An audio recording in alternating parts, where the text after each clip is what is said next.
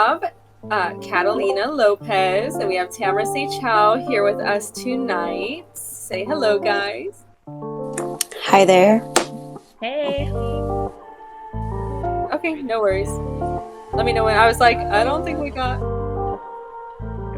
Okay, we finally got some faces.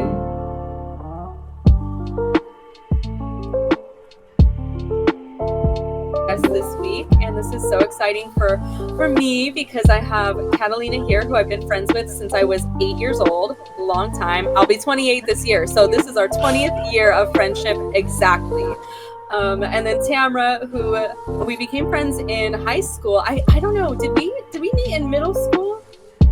No, I don't remember. I think we got close in high school. I feel like you found me on MySpace like right before we were starting school, because I think you were friends with Kayla, and I don't know, I feel like you added me on MySpace like right before the semester was starting, chat or something. MySpace days. Oh Top yeah. 8. Hell yeah. By the way, hello Donnie James, I see you. I'm so glad you made it for this episode that's live tonight. Glad to have you. I don't know, Tia, do we have any updates to share? We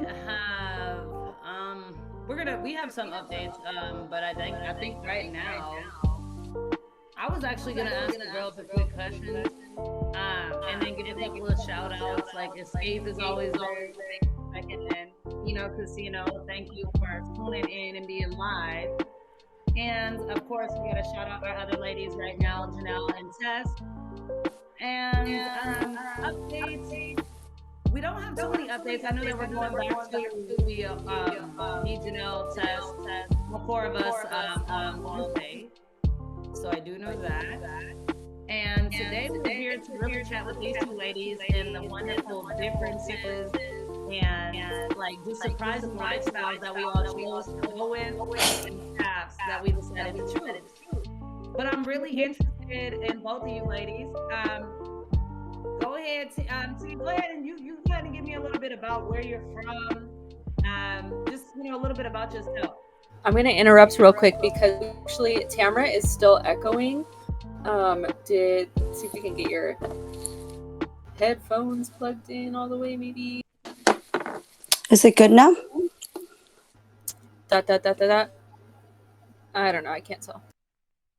We got a mic check. I don't. Yeah, I think she's still echoing a little bit. While Tia's getting situated, let's go to Catalina for a second. Hello, Catalina. How are you? Hey, I'm doing pretty good. Thank you guys so much for having me. Really excited to be here.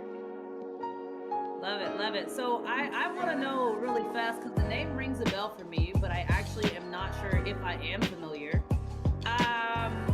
Do you know me? Real fast. That is so funny you said that because I was thinking something similar. I think that I might have known like people around you. When I was younger, I really kept to myself, and I had two friends. It was Sammy and Shelby, and I was good. And we just like had our little things. So we're still good. It's nice to get to know you now.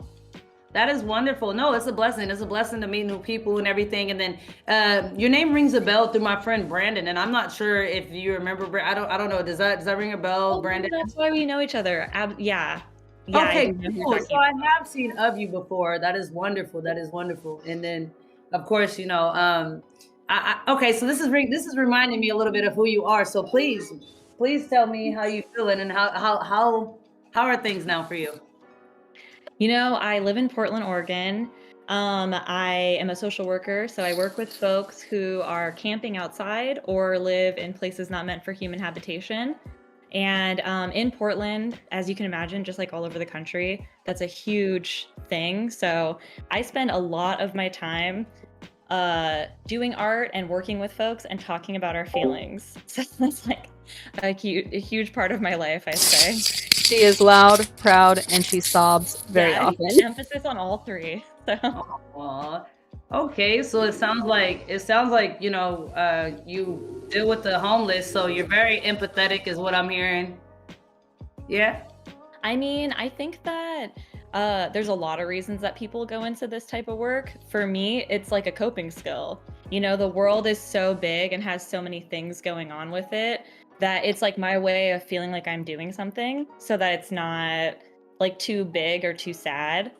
And also like I'm really fortunate that I work with such great people who are also really creative and caring. So like I've just found like overall this circle like suits me really well. And when I'm not working, I have my dogs, I have my partner. Like we've been together for 5.5 years. And yeah, just really enjoying my late 20s more than any other time in my life for sure. So your partner, how long have you guys been together? So 5.5 years. Okay. And when I first met them, we were like living in California, and we had always had this like fantasy that we were gonna go to Portland one day. So after all of this time, finally making it up here, we've been up here for like 2 years now. And that's going so amazing. So Okay, and then what is your nationality? So I am Mexican and my mom's white. And that can be kind of like weird to categorize, because there's a lot of conversations in like Latinx communities around what we should call ourselves, which I'm sure we'll be able to like dive into. But I call myself Latina. Okay, so for those who are listening and don't know exactly what Latinx is, it's basically a gender neutral way of saying your nationality without, because it's out without saying I'm a Latina female or a Latino male if you're believe in gender neutral pronouns and stuff. So it's a respectable term in a way to identify, who you are. That's pretty neat that you started using that. Is that because of the area that you live in and the work you do, or is this something that you live? It's kind of a part of me that's really changed over the years. Being from California, I have very fair skin. I'm white passing to a lot of people. Being from California, I never felt like I could identify as Mexican because I have, such fair features, and also my Spanish is like really not there at all. So it's like, how Mexican are you really? That's like kind of how I always felt. I don't know if people really have put that on me or not. But then coming up to Portland, I realized really quickly that I was different, for a lot of reasons, like cultural like norms and just like the way people are really passive and I'm very direct. I started being labeled a person of color when I moved up here. And that was something I never experienced before. Like at all. So now I very much feel comfortable calling myself like Latina or Latinx. Okay, and so I like that. And then I have to ask, because you just stated Latinx. See, and I feel like I speak for a lot of people when wanting to ask certain questions about gender and certain things, like why does it matter, right? But just curiously, when you state your partner, are you saying female, her, him? Like, what are they pronoun? What is that person like? You know what I mean? Yeah, totally. So, my partner is a man. He uses he, him pronouns, like a cis man. But I say the word partner a little bit out of habit from work, but also just like in general. I think that it's nice to keep people not knowing the gender of like the person I'm dating. That's another part about me. I identify as queer or bisexual. And since I'm very feminine and a cis woman, the assumption is usually that I'm straight. It's like the assumption that everybody is straight. So if I say partner, then I don't have to further this idea that I'm a straight person because I'm also dating a cis man. And then for those who are listening, because you'd be surprised. I mean, this is a very, new thing for very many people. So please explain cis for those who are listening. When you say terms like that, because we want to get people more familiar with that. Oh yeah, totally. Cis is like the term for someone who was at birth like assigned a sex that as they grew up they identify with. So like when someone saw me when I was born, they labeled me female, and as I grew up, I felt like a woman. Okay. So yeah. So that's not my area of like expertise, but definitely something that I try to like kind of like signal to folks, because the people that I work with are often trans or non-binary or in the LGBTQ community. It's kind of like, yeah. Because I'm sorry to interrupt, because like you know what I'm saying? I want to make sure I underline some of the questions that I definitely know my friends and people would love to hear and ask the answers to. So when saying cis, is it okay to say like kind of like center gender? Like, no?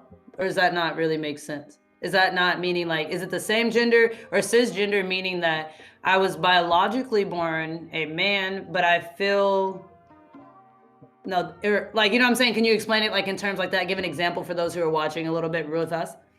Yeah, sure. So from my understanding, if you are a cis woman, you are like labeled female at birth and you grew up and you call yourself a woman. And if you're a trans woman, you are labeled like male at birth or something else at birth, and then grew up and decided or felt that you're a woman. Oh, okay. I love it. I'm with you, Tia. No, So- I just and very much so, like, you know what I'm saying? I know people, you know, that had asked me questions earlier about the Latinx, and I was basically trying to explain them the X meant this and that, and they was like, what? And I'm like, okay, listen, I am going to address it and try to break it down, because over time this is going to become so the norm that we have to understand it. You know what I'm saying? And be open about these kind of questions. Some people may have sat and been like, sure, we know what you're saying, but it's like, nah, break that down. No, I really appreciate that. And for extra context with the Latinx, in Spanish, everything is gendered. So in Spanish, a lot of words are either like male words and they end with an O, or they're female words and they end with an A. And the fact that it's so difficult for us to have language that is gender neutral in multiple languages is just like another example of, you know, if a person is experiencing something different, like if they're non-binary, their whole language is now gendered instead of just like, which restroom am I using? That is very true. So do you know of the statistic about, would you agree with about 20% of Latins actually do not use Latinx, and about only 3% use it? About the 3% would be approximately younger people, and then it's about 76% who have not heard of it at all. And for those who are listening, that's the reason why it actually is a fairly new term that, like I said, 3% pretty much do use. It's usually the younger generation, as we are trying to open up people to, you know, accepting others and such like that. Yeah, absolutely. That doesn't surprise me. I also wouldn't be surprised if the majority of the people who use that kind of terminology were people who had a higher education. And that usually coincides with people who have a lot of privilege and can go to university. Facts. It's very interesting. I have a question for you guys that is very off the topic from this, but I don't want it to leave my brain before it's like far too gone. So both of you, Tia and Kat, you guys both have relocated from California to the Oregon area in general. And I just like want to ask you guys what things you guys have noticed about you know, that relocation, because whenever I go to Oregon, like I always just feel like people there are weird. Like every time I go into a grocery store, every time I go anywhere in Oregon, I feel like the Stepford wives are staring at me like I don't belong. And like, it's just like, I don't know, so bizarre. I'm gonna let Kat speak on that one first, and I'm gonna marinate with it. You know, there are a lot of like culture shock things that I didn't expect about living up here. And people are definitely a little distant for sure. I've definitely experienced that. No shade to any of like the local Oregonians, but the coolest people that I've met shade. are all transplants. Facts.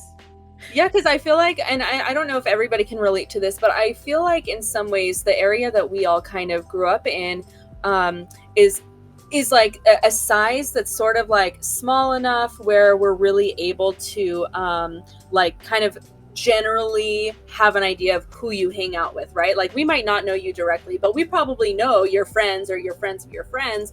And so I feel like where we grew up in some cases, there's like this warmth maybe is a better way to put that, between people where it's like, hey, hi, like energy is usually like high, and maybe that's just me and it's only my experience because that's like how I am as a person. But I don't know, what do you guys, is that kind of what you're talking about, Kat? I feel like I could agree to what she's saying by a far, because even though I've relocated and I've been out the way, I've went state to state a little bit, moved around, and I am up this way now in the Pacific Northwest. And yeah, it's been an adjustment. Isolation is my favorite word, because of the fact that I don't hang out with people from out here. I made that like a thing because and I ask people immediately when I meet them, like, hey, where you from? Because 9 times out of 10, I can feel if they're from California or not, because the aura that they're giving off, the energy that I'm receiving. And then, you know what I'm saying? There is something that I've realized I cannot keep friends who are from here because they get weird on me. And so for that matter, I know for a fact that even when people from out here invite me out to do certain things, I will go out to do certain things, but I don't like going to people's houses and and then the energy is just different in stores as well. There's things as a child that I remember growing up and having free will about that now, I have a child, and out here we've dealt with certain things that I was not prepared for this early, being a mother, and the discrimination is still actually loud out here to those who are of ethnicities, to the point where when you want to interact with, likewise cultured people, they're actually not as cultured as it seems. They hide away and shied away from culture, and just like a kind of like a Black or African American, African, norm of us generally, when we see people like in California, I may not know that person, but I'm gonna hit you with a nod. You know what I'm saying? It's just like a natural, I see you type thing, especially if there's not a lot of us around. You understand what I'm saying? It's to let a person know, just in general, you're seen. And out here, if you do that, I've done that a few times, and just been my friendly California stuff, like, how you doing? You know what I'm saying? How y'all doing? And it does not go over well. So I stopped speaking. And unfortunately, sometimes I realize I catch myself turning into one of those people. Sometimes you're really a little bit more recluse to, who you speak to and how you react. But the keep Portland weird, that saying in general, it spreads out a little bit further into Portland and in the Washington area than you think. It's weird, just weird. I do agree with that, because I've visited Portland a few times, and I just thought that this is kind of a different vibe compared to where we're from. So, and I've definitely visited Tennessee, Texas, everywhere else. People were very friendly there, but it's just like you guys said, everyone's closed off, and they're not as friendly as we're used to. So speaking of that, I want to know, T, now that we're up and active, what was your home life like? You know what I'm saying? As far as just tell me about your siblings and a little bit to now bring into yourself now. So I have I'm the oldest. I have a younger brother and a younger sister. I grew up with my grandparents. My mom had me when she was 15, and she pretty much moved to Sacramento so that she could work and provide for us while we stayed in Redding, and we just graduated and grew up there. My grandma was really old school, my grandparents. So we didn't eat out. We had to eat home cooked meals, and we just didn't spend a lot of money. So now I kind of look back and I'm really blessed to be raised by my grandma, because I appreciate and I know how to cook, and I don't try to waste food. And I would feel like I'm raised differently than today's generation. Can you tell me what is your nationality, so we all know exactly? So not a lot of people know what Mian people are. I'm half Mian and half Laos. But in Redding, there's quite a bit of us. But we originated from China, and then we all went to Laos and Thailand, and that's where most of our family was born. Then we all came here. Most spread it out to Portland, France, Seattle, Sacramento, and that's where mainly most of the Mian people are. So if you know You will know we're Mien if there's a say in front of it. Say Chow, say Lee, say Pon, say Lor. Yeah. So Yeah. we're pretty much all related. That's how you know we're Mien people. But a lot of people don't know who we are So if would they're you not. ever say, would you like, could you say that you guys have face structures? Like, are you able to look at somebody and say, oh, I think you're mean? Because I feel like, unfortunately, I mean, like the school that I was in, I was actually able to identify based, like you said, based off the last name. You know, a few of my friends, Sue, a couple people taught me exactly, you know, this is kind of what that, you know, and so I felt after a while that I could kind of identify such, you know what I'm saying? And my people would get so excited when I was able to be like, yo, you mean? They're like, yeah. I'm like, word, I see it. Like, you know, the cheeks or something. You feel me? Like, it's just the bone structure. No, not at all, actually, because I'd be at the Asian store here in Sacramento, and I wouldn't even think that they're Mien, and then I hear them talking or like speaking Mien, so I'm like, oh, but most people think I'm like Filipino or, um, yeah, no, I can't really tell them apart, to be honest, unless I Yeah. hear them talk or if I see their last name or something. And it's kind of funny because at my job, I have a vendor and his last name is Lee, right? That's usually a Chinese last name. And we started talking, and then all of a sudden I found out that he was Mien. So I got super excited. And he actually is now working for my company now. So we kind of bonded off of us being Mien, you know? Yeah, that's pretty cool. So can you speak both Laos and Mian? No, I can only speak Mien. Laos is more of my dad's side, which I didn't really grow up with or didn't really meet. Is So it I more mainly only go complicated? ahead. Sorry. Is it more complicated or is it kind of similar? I have no idea. So when people, it's funny because when everyone's like, "Oh, you're Asian. Do you know how to speak this?" But like Mien, Laos, Chinese, Japanese, Korean, like honestly, when they talk, I really do not understand what they're saying. It's like a totally different language versus where I know when people speak Spanish, there's different like like they Yeah, are like the same word, dialects, but it's yeah. like dialect, you know. But for us, really, when someone else is speaking a different language, I really don't understand what they're saying. It's so funny because where we're from in Northern California, we have a high population of Mien people for like that small area, and so growing up, especially like the elementary school that I went to, anyways, like half of our friends were Mien, and so like one thing I remember about being at one of our friends' houses when I was growing up, and like there's a picture in her family's house of her dad in Thailand with a machete in his hand with his like teenager friends, and Kat's nodding. Kat knows exactly what I'm talking about. She's been in that house, I know. And it'd be so funny because you go spend the night there, and you wake up on a Saturday morning, and instead of Saturday morning cartoons, you've got these Laos like soap opera, not even soap operas, more like musicals that they would be playing. And it's just like, I don't know, just beautiful, like artistry, beautiful sounds. It's really, really something. So Tamara, like in your household, did your grandparents watch those like old videos also?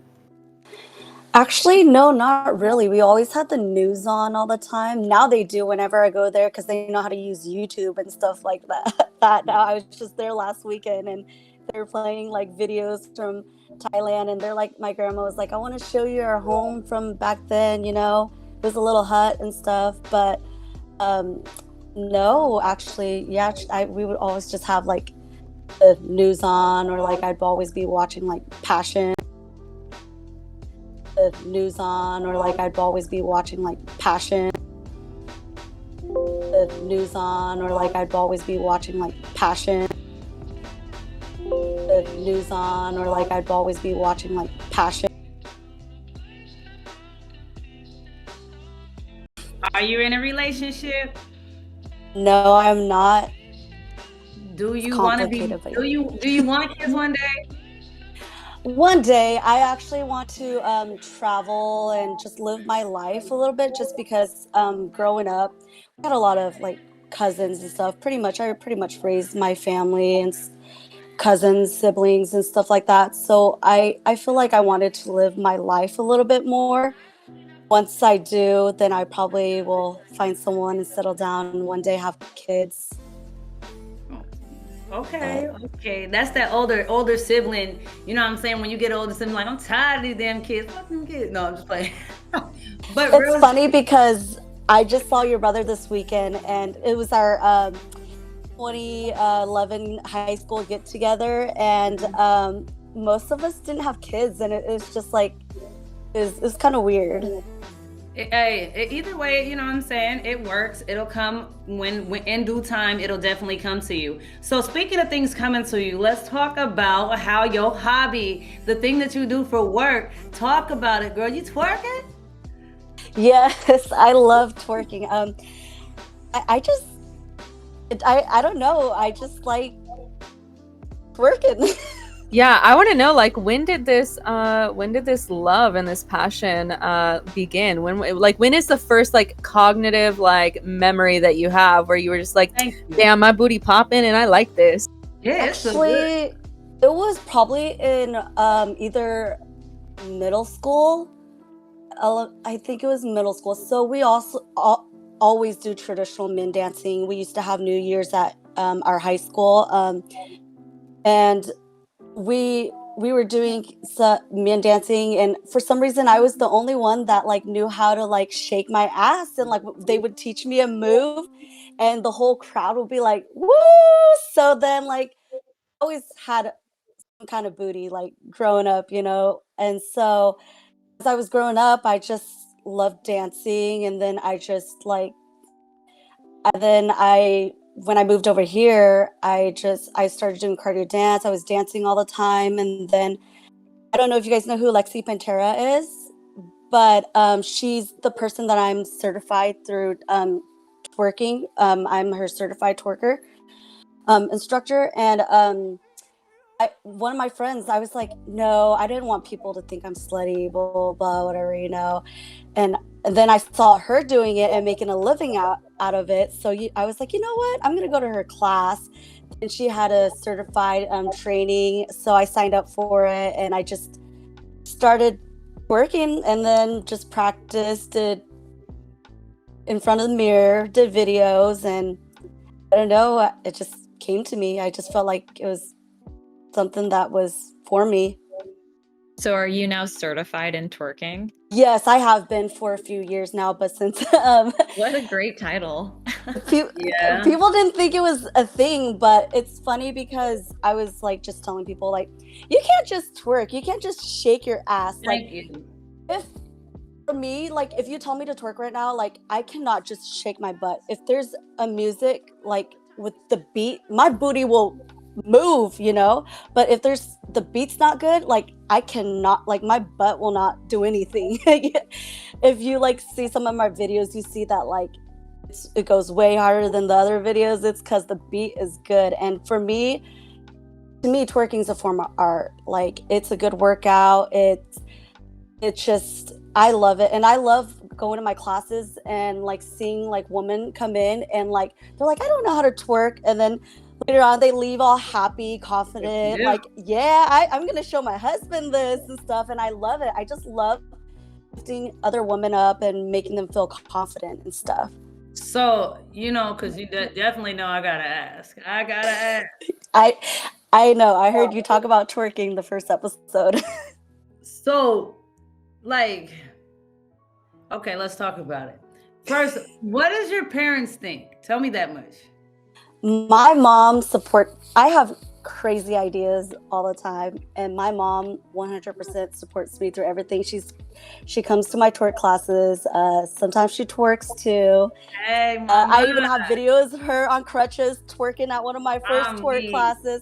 My mom is wild. I go clubbing with her. She's only 15 years older than me. She had me young, and I'm kind of glad she did, because we have like this bond. Like she's like my older sister, but like we just have an amazing bond. But she supports me with everything I do. I love that. I really love that. Like I would have never guessed, girl. So I'm glad you painted that picture for me, because I'm sitting there like, nah, you know what I'm saying? I'm just thinking somebody being like, nah, sit down, you feel me? Stop gyrating all over the place. But that's wonderful, you feel me? Because in most traditional, households, just in general, it may not look like a good thing. You know what I'm saying? But with that being said, I definitely have to ask. So like, You had stated earlier, and I just wanted to clarify what you meant, like, because you're like, I wanted to get into it, but I didn't want to be seen as a hoe. Or like, what do you mean by that? Like, what do you mean? So till this day, everyone thinks that I shake my ass on camera for attention, Mhm. and or they think that like, oh, this girl like sleeps around with so many guys. She uses her ass like to get people, like I'm totally opposite from that. I'm actually like really I'm a homebody. I keep to myself, but when I'm out there like doing what I love, I just put myself out there. But there's a lot of people. So for my first twerk class, I actually got threats. Um, By who? Actually, it's funny because so this a lot of people tell me that I'm stealing the African American culture. Oh shit. Okay, what's Yeah, up? so for my first class, I actually had threats telling me they're going to bring their posse down to shut down my class, that I should be paying back the community because I am making money off of their culture and all Alright. that stuff. But it's kind of funny because a lot of the women that came to my class were African Americans. So, like, I just get a lot of support from the African American community, but also not at the same time because they're saying that, oh, this girl's trying to steal our um, culture and all that stuff. Yeah, I got a lot of threats all the time. I think that, I mean, do you know? I mean, do you know where twerk comes from? Like, you know what I'm saying? Yeah, I do. So, but to be certified in twerk, do they don't have y'all understand the origin that it came from, maybe, or No, they never did any of that, which I think that's a good idea. Um, and I no, we just went to the class and just worked for a few hours and got certified. so do you learn the ass muscles like glute, like you gonna do y'all learn the actual terms for the butt muscles? No, we don't learn any of that stuff, but that you're giving me good ideas because I plan on opening my own. My booty first Tamara's stage over here like, is- I'm gonna take all these questions he's asking me, I'm gonna fucking learn this shit, and I'm gonna teach this shit. But wait a minute though, because my booty course would be like so prestigious, like the prestigious. If you got my, you know what I'm saying? Like, I don't know what I would call it, tech twerk. Okay, so look, tech twerk, you would have to know, you know what I'm saying? Just a little bit more. So when people, because the reason I want you to, know that much is because then you have the proper ammunition and information to come back at people and let them know that it's a form of appreciation, and it Right. can be very misleading, but yet you know who you are, and you it's on your face, it's on your skin, they can see who you are, you can't run from it. So it's not that you, I think, would try to identify that you are a black female, as we are not gatekeeping. We do not, like, that's not something that we can necessarily do. Right. I think the women that say that, and most people who say that, it's like, girl, go get certified. Just tell her how to get certified so she can stop hating and go shake her ass too. You know what I'm saying? Like, Yeah, but that's a pretty good idea because then you can teach people like this is how you move this muscle and this and no, stuff. So, right. But I will say this: females, and we, all of us, you understand what I'm saying? Now, I'm gonna be honest. I don't twerk very often, but when my dude sees me twerk, it's like, I know what, you know what I'm saying? It's a gyrate. I'm gyrating the call. It's kind of, in a sense, this is something that we all can't say, oh, I don't do it to, I mean, we don't do it, like I said, we definitely ain't doing it to push people away. It's a call for mate. It was always been a call that was done at weddings. It was always a dance that was done, you know what I'm saying, at festivals, and an expression of joy and celebration. But it definitely still was a respectable thing. Now, don't get it twisted. It was a sexual thing, because the energy, sexual energy, is powerful than almost any other energy. But so that's what I'm saying. But I still think, I personally think what you're doing is cool. I think it's great. You feel me? Keep shaking that ass. Keep doing you. And like I said, push people with information. When people come at you like that, a lot of times they confused on how you did it, not why right. you're doing it, or thinking that it's wrong. Just, how did she do that? So tell them how, and then fall back. Yeah, exactly. I think so. I want to pose a little question for Kat too, when we're talking about like what we do with our passions and things. Kat, like, what about you? What's your passion, and where do you feel like you first, like, what age or what experience do you feel like you found that passion? Well, so I love art, right? Like, I love like creating. I paint with watercolors, and I like to like write. And I was writing like my whole life, right? Like I have so many like journals and notepads with like little kid handwriting, stories, and just like ideas, or like keeping track of what I think of, what happened today, or what I think of this thing, like just like essays for myself since I was a kid. Um, and I think that that's something that like really helped me throughout my life, and really was like a way for me to make sense of the world, and like putting it on a piece of paper. So like when things were really big, I could put it on this tiny piece of paper, and somehow that felt the same, but it was like easier to hold and manage, if that kind of makes sense. Yeah, like it, instead of being in your brain, it is now tangible and you can see it with this like new set of eyes. And so just real quick, because you made me think of it, and I know we talked about this throughout the week and we just got distracted by our lives, but I'm saying, I don't know if anybody can see this right here, but this, you guys, this is a work of art. I've got my push to talk on, so I'm not going to be able to like flip through the pages right now, but this is called Stories I Tell Myself to Laugh and Rage, written by Catalina Lopez. I'm going to post her art page in the chat on Twitch so that you guys can check it out. And if Kat will let me read it, I will read it to everybody here right now. Or if Kat wants to read it, she can read it to everybody here right now. But let me tell you, this is a little chronicle about her life as a, again, biracial person. And this is such a beautiful story, and I cry every time I get to the part about your mom, because obviously you guys don't know Kat's mom, but let me tell you, this is one of the sweetest women I've ever known in my life. Just is genuinely like so caring, so kind. And oh God, I'll cry even just now, like talking about it. Catalina, I know, has dealt with, and I hope that you you want to delve into this, but Catalina has struggled in a lot of ways with connecting with her Latin side, and with a white mother. And the sad part is just that I think if Catalina had understood her biraciality and understood herself in like a different way when she was younger, then I think her mom would have done anything she could have to have like helped her in the things that have given her trouble. So I don't know, Kat, like go ahead and take over for me. I don't need to speak for you. Yeah, thank you. Like so much. Yeah, so my mother's white, my father's Mexican. My grandparents never talk about how they came to America. And it's kind of been like this generational thing in my family, because my grandparents never talk about their past. I know very little about their life. And at the age of 14, they had their first child of, I think they had like 6 kids. So from that, there's like a lot of my family that was just like coping with their own life and trying to like move ahead and distance themselves from that. Bringing like on my dad's generation, like those are the kids, and they're like still in that mentality of like distancing themselves as much as possible from their history. And what that turned into for me is that I was never taught Spanish.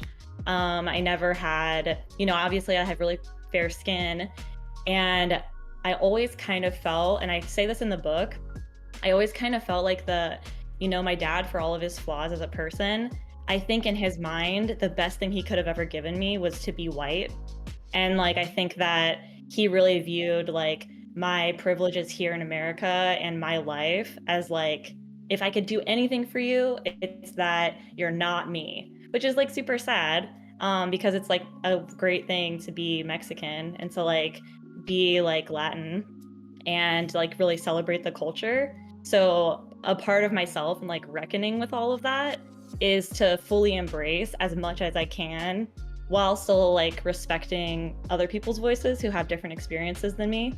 So yeah, that's like really what I talk about in the book, and like trying to make sense of my dad's experiences with racism, my experiences, how it kind of comes together. My mom is also a sweetheart, so.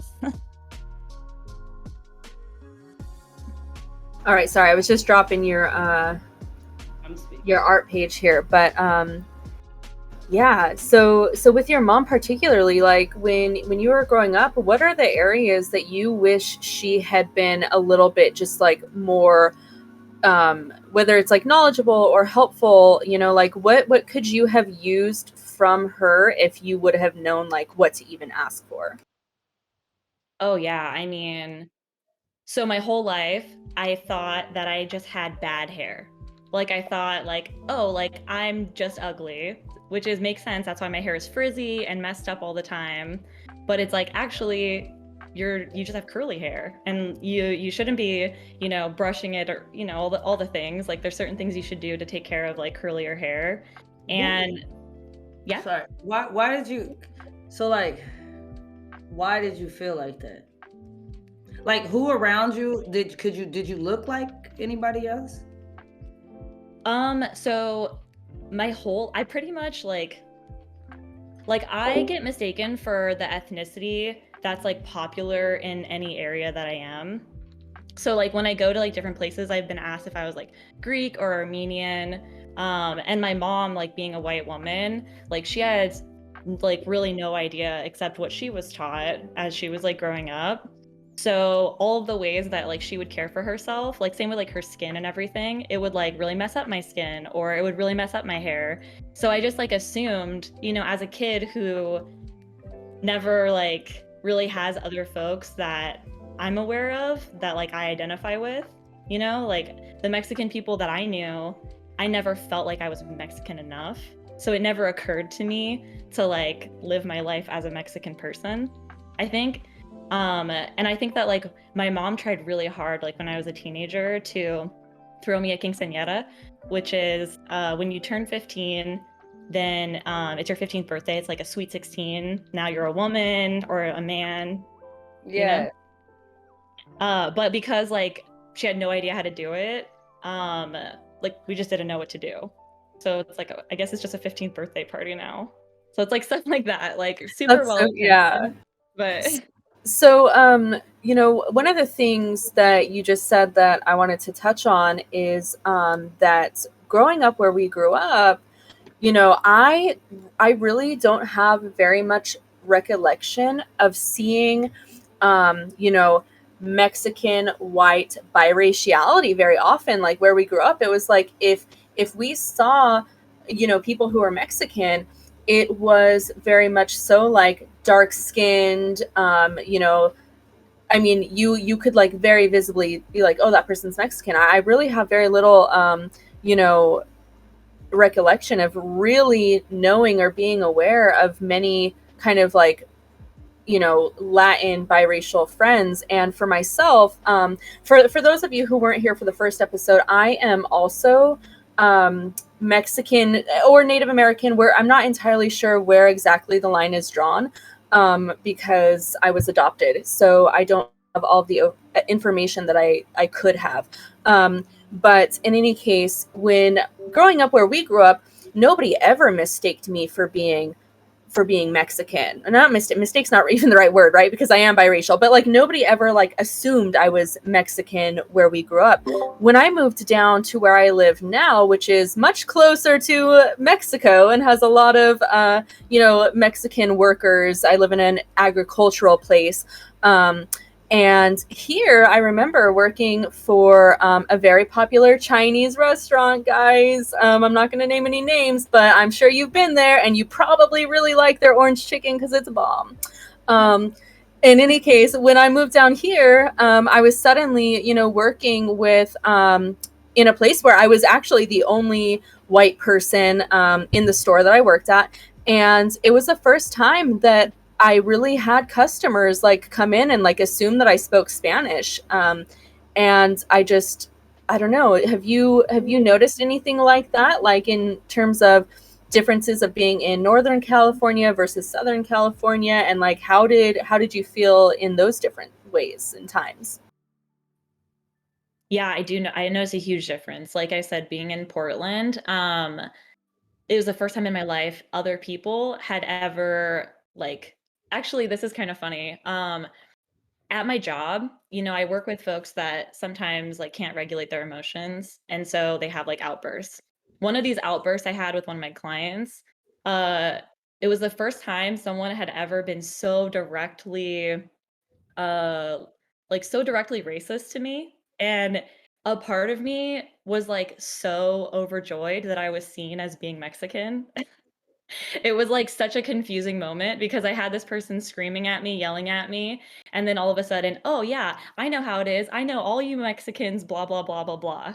And I was like, "Oh my god." Like she's Yes, like I am screaming at me, Mexican. Thank calling me a you. bitch, like all this, and I'm like distracted. I'm like, "Wait, no, like I look Mexican to them." So, That's kinda yeah.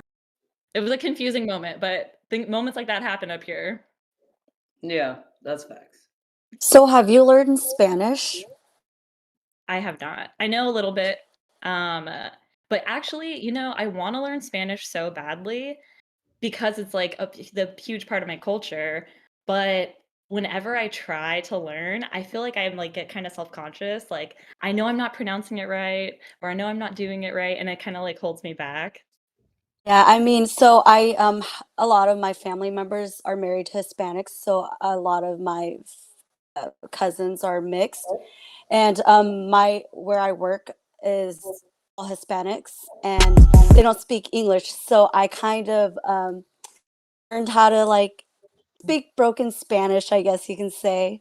And I think it's a really good idea. Like I kind of wish that I in high school I took Spanish instead of French because I see how much like we have to use Spanish like everywhere. Like I wish I can understand what they're saying. I mean, now I can understand, but I still try to speak with them, and then and I'm teaching them English as well because I would be like to the guys, "Hey, cuánto más," whatever, and they'll be like, "One more." So like it's kind of nice, like I'm teaching them English and they're teaching me Spanish as well. Did you I was teach gonna them? Never mind. I'm not gonna. I'm not gonna ask. Just kidding. So, would you say, Kat, that you like? So, am I basically just hearing like, and I don't want to like ask like that, but when did you feel like you needed to embrace your other side of identity? When did it become apparent to you? Was it young? Was it now with all the stuff going on within the last few years? What was it? Something in your what was it? So the first time that it ever occurred to me that I was not a white person, and I actually I talk about this specific memory in the book that Shelby's talking about. The first time I remember feeling like, oh, I'm not like you was I was in the second grade, right before I met Shelby, actually. And I was at this school, I was at school, and my friend, who in my mind, she literally looked like a Kelly Barbie doll, like blonde hair, blue eyes. She looked like a doll. And this white woman sorry, my dog. This white woman with blue eyes and blonde hair, she was looking at me and she said, "You can't come to my birthday party. My mom said mutts aren't allowed in my house." And I was so confused because I had no idea what she was talking about. Yeah. And I didn't understand the context of that. Like I didn't understand what that meant until I was much older, like a few years older, and it clicked. But I very specifically remember that moment, and I was like, she's telling me that it's because of me though. So because you like stated a line that I heard that you said earlier, and in the book you said your dad, the best thing that he did to you was give you whiteness. I think from his perspective, Oh, as a person who like really struggled with like his own stuff and struggled with that like generational push, like I want better for my kids, I want better. I think that like that's a big part of unfortunately, it's a big part of colonization for like Hispanic people. There's colorism is huge in Latin culture. Oh, it's always been. Yeah. Yeah. Real quick, I just want to. I know we missed a question earlier, so I just want to approach these questions that are happening in the chat real quick. And so the first question for Tamara was, what is your favorite song to twerk to? And then we have a second question after that, but I'm going to let her answer this real quick. Man, there's a lot. Probably, I don't know. There's a lot. Probably Drop It Low, girl. That's high school. She took it back. Shit. Yeah, I only like back then club music, like not music today. All right. R&B I'm back like, then. I don't know anything because I'm stuck in the 90s and like my favorite band is NSYNC. So I can't really count for anything music related So whatsoever. literally, Shelby will have a playlist, and it's the same playlist that it's always been. Absolutely, 100%. It's one playlist. That's cute. But our other question, and I'm gonna say this is for all of us, is do we ladies cook? Tia, you want to start with that one? Do you cook? I definitely can throw down, you feel me? But fortunately, I was blessed with a man who can cook, and he likes to cook. And so when we first started dating, that was kind of what it was. You know what I'm saying? It was like I knew that he was gonna cook me dinner, and so hell yeah. If you gonna keep doing, you gotta keep doing the same stuff it took to get your lady. So you know what I'm saying? Between his dinners and stuff like that, I really don't have to cook very much. But I noticed that a lot of times he'll take over dinner and I will do breakfast or lunch, you know what I'm saying? So I cook, but a good maybe 45% of the time, I will be honest. And is there a like special or favorite dish? Like what is your signature dish? My man says my signature dish is steak with like broccoli and mashed potatoes and like a croissant or something like that. I'm gonna go ahead and say fine, I guess. You know what I mean? It's very seldom, but it's just, just steak. So I'm like, whatever. But other than that, you know what I'm saying? I don't know, because I'm a recipe person. Like I said, I like to read. So I'm definitely gonna get your book, love. Don't trip. I'm going to get it. And plus I need to get with you on some book stuff. We got a lot to talk about. I love it now. I didn't even know about it until just now. So I'm excited. Everybody, once again, tune into my girl's book, because as an author, like, I know how important it is. Please go look at her book. But back to what I was saying is, food for me, like I said, I enjoy looking at new recipes. I enjoy learning and, eating different things, you know what I'm saying? And the other night, I just tried to introduce him to lob and certain different things, like literally we're out of a Thai book. Like, this is crazy. I'm looking at different type of, you know what I mean? All different type of stuff. His favorite is fried chicken, but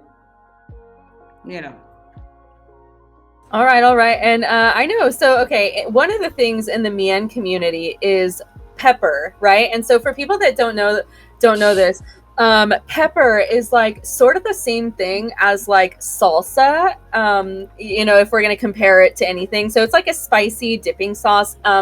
In the scheme of things, it's nothing like salsa because it's not made with the same ingredients, but you feel me, like we're dipping meat or dipping vegetables or whatever into pepper, and it is to make it spicy. And Tamara, I'm wondering, do you like red pepper or do you like green pepper? And then also, what is your signature dish to cook? So I love cooking. I only like to make spicy stuff. Oh no! So I can't. I eat so spicy. We'll all have a little get together, make our dishes. But I make my egg rolls and noodle salad. Shelby, you've never tried my noodle salad, but it is very ass spicy, but it is so good. To me, if it's not spicy, it's not good. Like, I cannot eat anything without spice. But my noodle salad.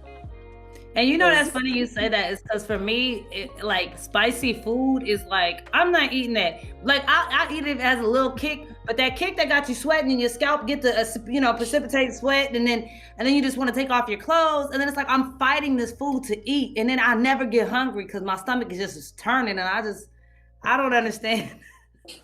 But it's so good. You got it when you're eating like what part spicy is good? Because I know you're not tasting no flavor. No, the fight. It's the fight. That's the good part. It's the fight. It's that's the whole point. It's the sweat. It's the I found that like easier to eat spicy food if you get that like labor delivery breath going. That that's so I'm a how you Sagittarius, so that's probably why I like spicy so much. I'm fire. Oh yeah, girl, Tia, I'm so surprised you haven't even asked them about their astrology signs yet. We are with 2 fire signs. We got a Sagittarius, we got a Leo. But first, before we dive into that, Catalina, what is your signature dish? Oh, I mean, I love to cook. I don't know if it's like a signature yet, but I figured out how to make a vegan eggs Benedict, and it was probably the best thing I've ever done in my life. So I'll stand by that one. Okay, before we leave off of food, please tell me though, y'all don't believe in casseroles, do you? What Your is mama that? made casserole, huh? We we can do better. Never than- had. We can do a lot better than casseroles. Okay. Just making sure. Some are good. You know, I gotta say this might be very controversial, right, guys? But you know, a good green bean casserole around Thanksgiving time is pretty delicious. I will say that. But otherwise, casseroles, not with it. I've never had any They're before. like, That's all I was talking about was green bean casserole being foul. You went and straight up said green bean casserole is the best. That's the one I was talking about. Somehow I must have missed that. But Escape says no casserole slander in this chat. He's putting us down. I'm cracking up, y'all. But yeah, so I do want to dive into astrology a little bit, because I know that Tia and I have talked about astrology like a tiny bit, so I know we both like dip into it. But for the other two, how do you guys feel about your relation with your signs? Do you guys feel like it's fitting? And I don't know, just let's learn more about that. Maybe start with Kat. So Shelby knows we've had this conversation so many times. I'm such a cynic. It's so hard for me to think that, like, just to believe in things in general. But there's like an uncanny similarity. Like, I'm not gonna lie. The only thing is that I don't like really love being the center of attention as a Leo. That's not my favorite thing, but everything else, like, it does fit. So I can't say anything. We got to change that a little bit though, right? Because like maybe you don't like being the center of attention to people, but you certainly do like having some attention on you, and I know that is a fact. Okay. Well, All right. I guess She's like, damn. that's how lions operate, you know what I'm saying? And lionesses and you know, and all that. So, you know, if in general there's really not too many, you know, not too many in the pack, you know, but just enough. And then You they know, thrive. like, I'm not roaring, but I'll do that thing where I put one paw between the grass. Yeah, Like, I'll be exactly. like that much of a lion, you know? 100% can confirm. Honestly, I think that my sign is on point with me. I'm fire, I'm sassy, it matches me completely. Okay. That's very interesting. So ladies, what is something that just pisses you off, especially Kat, because you be like your aura is a little bit calm coming, but I know that there's a lion in there. So tell me, what does it take for you to roar? I mean, you know, when I was a lot younger, it didn't take all that much. Like, I'm gonna be honest. I like really had a temper when I was younger, but I learned to chill out. And now I think the thing that just like makes me lose it is when someone's talking down to me or just like being condescending in general. Like, you know, like when you're having a conversation with someone and they're explaining things like so basic, it's insulting. That just like makes me lose it. And I'm like, I feel it. you know, especially like as a small, like I'm short, I'm a woman, people like do that thing. Yeah. That would be irking. T, what about you? What pisses you off? We would all love to know. Well, there's a lot of things that piss me off. I'm with Catalina. I got irritated really easily before, but as I got older, I calmed down a little bit.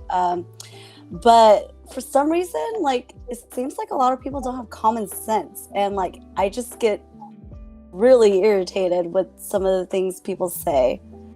I'm just like, I don't know, the common sense that people have nowadays. Common sense is not common, baby. Exactly. I know, that's exactly what I was thinking too. Not at all.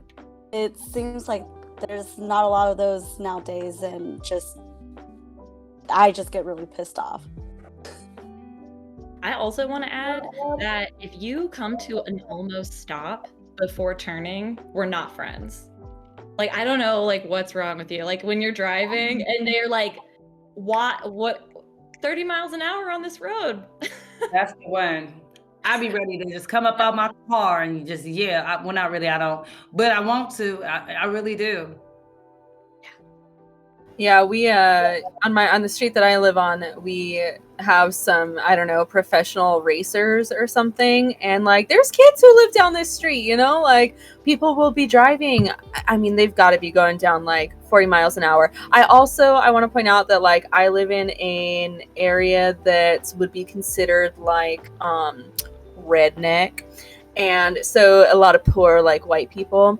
And so like not only will they be driving, you know, their freaking like cars fast, but some of them don't have cars. Some of them will be flying on their little makeshift like bicycles with motors and stuff. And I got to give it to them, like, in ingenuity, great, but like, hey, can you watch out for the children that live across the street? Damn, I have to agree to that. I don't know, that just felt like you live down near me or something, because my street, it's the street racers for me. Like, and they late at night, you know what I'm saying? Like, it's just, it don't even sound good, you know? Or either maybe I'm just watching too much Fast and Furious where like their engine sounds really good. It's like womp, but they should be womp, pop, pop. Look, I think niggas, I be like, what is going on? Because you look outside and you're like, your engine's getting ready to blow. Like, you know what I'm saying? And they're going down the street and it's just so loud. And I think it should be illegal a little bit. I don't want to be like that, but like just a little bit. Your engine shouldn't sound like certain things. Well, Tia, I believe that Portland has a lot of Asians there, so it's probably them. I don't know, because, well, you know, okay, so that's a good common misconception, right? Well, no, not that part, because there definitely is a lot of Asians here, right? But to think that they all drive the cars, you'd be surprised. Lately, I've been seeing young Caucasian males, and they're serious about their car game, you know what I'm saying? And out here, I don't know what it is, but their cars sound like ass. Sorry. Like, okay, it's probably not us then. There's no way. The mechanical skills are not up to perfection for me to believe that that's no, I'm just kidding. That's a stereotype, but I'm just saying, honestly, turn the engine oil down, the ball, like do something, you know? absolutely. Number one. Yes. Okay, so I've got a question for both of the girls here with us tonight, and the question, I'll turn to Tamara first on this one, but I really am curious to know, like, who is somebody in your life, whether it was when you were a child or whether it's now, but who is somebody that is like really inspiring for you? Or if they are not inspiring, who is somebody that you felt like they were like so awful and you were like, I ain't gonna be like that? Well, my mom was not awful, but she inspired me to be the person I am today, because she had me when she was 15. We didn't have much. She didn't graduate high school. She didn't go to college. She just worked her butt off to be where she is at today. And I feel like I got my motivation from her, because I too also knew I didn't want to go to college. I already knew what I wanted. I wanted to be a business owner, and I knew for me to become that, I had to just work. For me, she was the person that I looked up to the most, and I always wanted to become successful so that I could take care of her. That's beautiful. I hope you do get to make that dream come true. Respect. It's happening. What about you, Kat? Who is somebody that's really inspired you, or that you've like taken it the other way? You know, there were so many people when I was growing up that I looked up to, like in media, right? Like musicians and like pop icons that I thought were like really cool. Like, and not even necessarily like a specific person, but I had this vision of like the type of person that I thought I wanted to be. And like she had tattoos. She had crazy colored hair. I thought I was gonna have like piercings all over my face, and like I thought that was like the epitome of like being strong, and I really wanted to like be that. And I she wanted lived that when she was in high school. I can confirm that. She lived that in high school. Yeah, like shout out to all the emos out there. You know, I still see you, but I remember those days. Tamara, you was emo? oh, I was seen, technically. My hair was like poofy teased with straight hair, and But did y'all feel emotional though? Like I don't no. No. I Yeah, think it where was does just the like, line get drawn? And that, I mean, okay, so like speaking of that, actually, so Tia was like, were you emo? Catalina said, technically, I was seen. What is the difference between emo and seen? Can we get into that? What? Oh, I mean, there's not like a huge difference on the outside, but it's like there's the goth. Goth is like its own aesthetic. Scene was like That's my inner self. Yeah, I am totally. goth on the inside, and I would never present that way, but it exists. Yeah, totally. Sorry, continue. Super girly, but like super, yeah, just like fake badass, basically. So, okay, my question. Well, ladies, who's been in a fight before? Anybody been in an altercation with somebody? Any? It's ever. guilty. I need to Yeah. know. Let's go. Please, T, go first. Tell me about who you had to fight and why. Actually, I had to fight. I was a tomboy, so I would like end up fist fighting the guys, and I would be getting into fights, and I'd be holding my cousin, who's like this big, holding him back and stuff. But yeah, I've fist fought with some guys before, and then till this day, I go to the club with my mom, and my mom's always like, "Stop telling people I'm your mom. Tonight I'm your friend," you know. But like, you know, I'd be like fighting these guys, like, you know, or the bouncer, like, "Give me my mom's ID back" and stuff. Yeah. Okay. So, okay.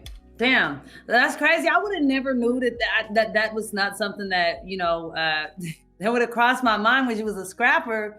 But that's very interesting to me. You know what I mean? Very much that. What do you think about the domestic like situation and the disparities in domestic situations when it comes to men, you know, going to jail over sometimes being hit by a woman? Like, how do you feel about stuff like that? Like, can you break it down?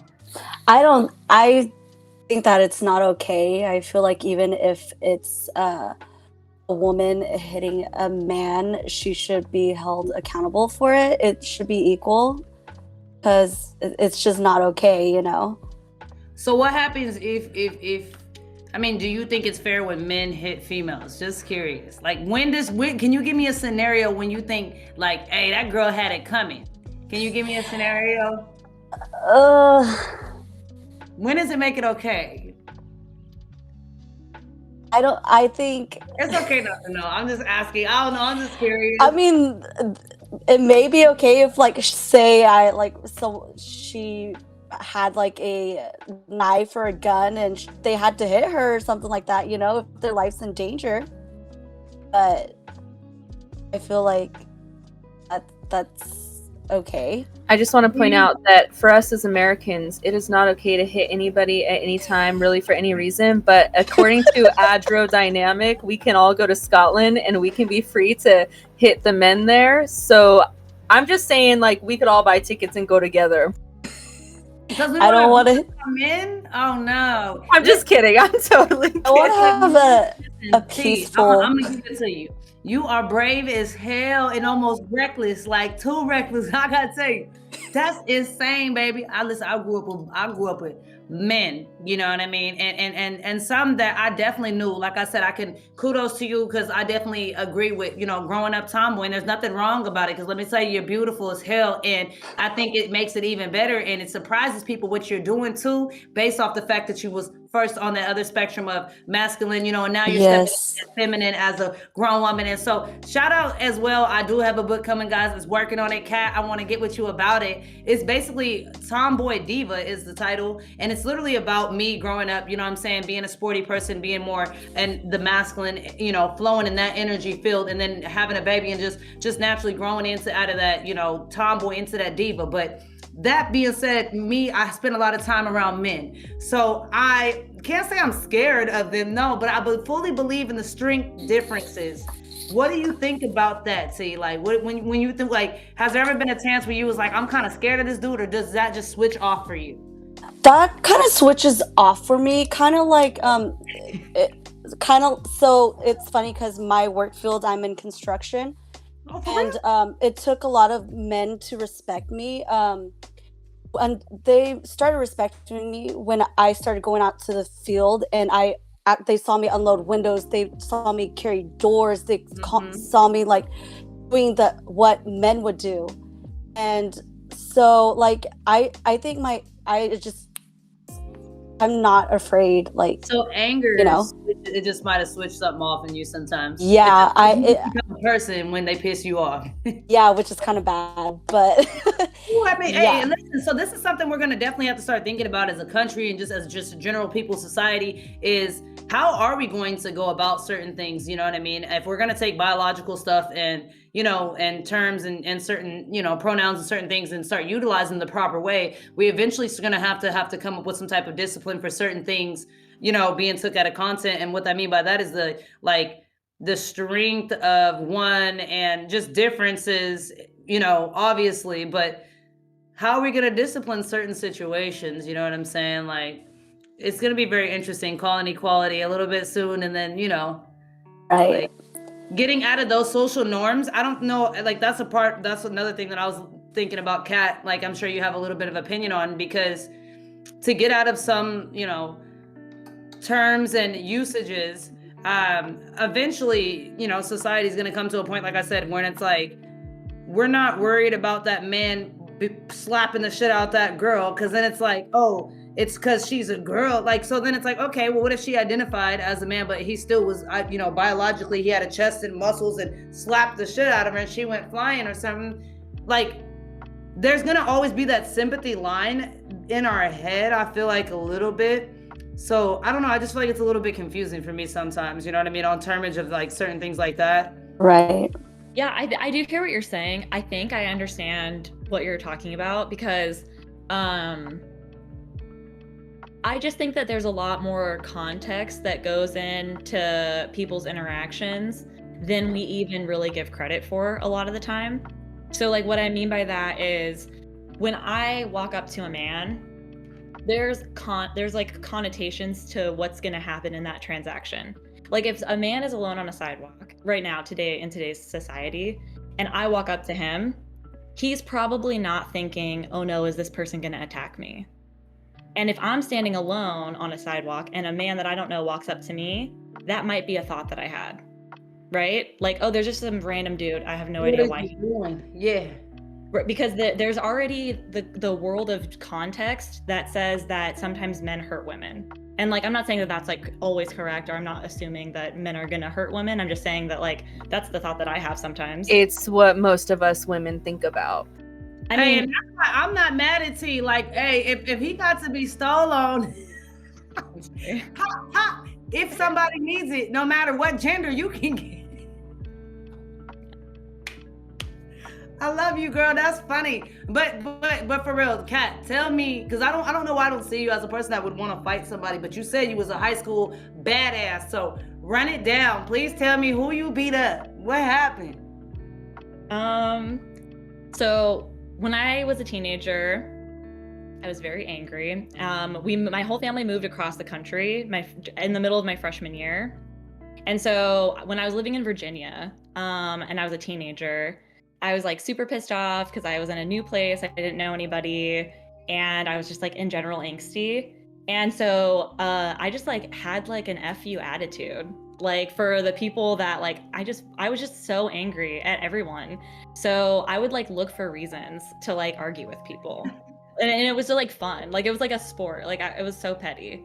And, you know, a couple of times I was like too mouthy to like the wrong situation. And one time I just didn't like the way that they were like acting. And so I said something to them, and it turned out that they were actually like pretty dangerous. Like they were a person who was being initiated into the gang MS-13. I don't know if you ever heard of them. Oh shit!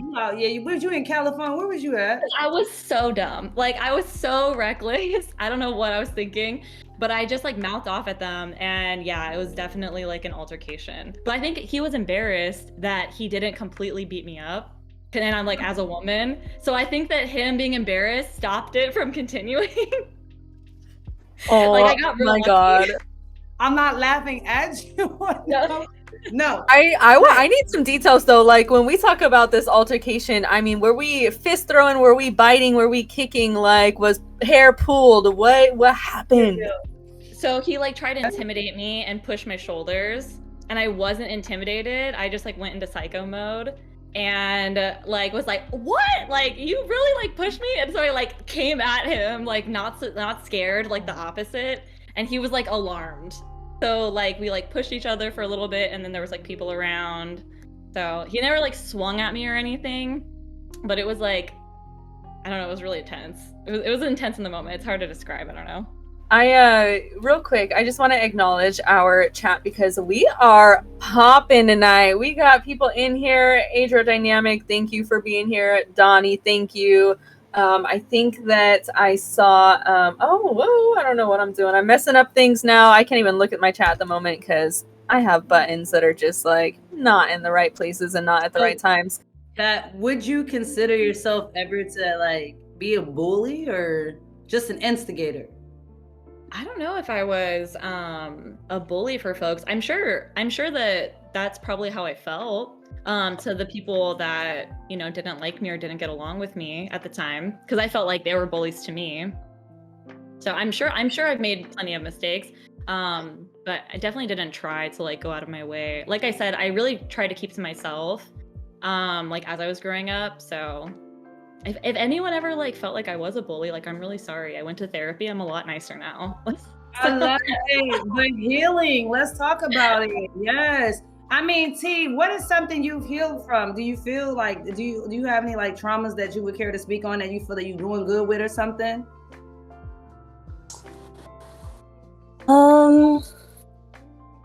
I think I'm finding myself like loving myself a little bit more.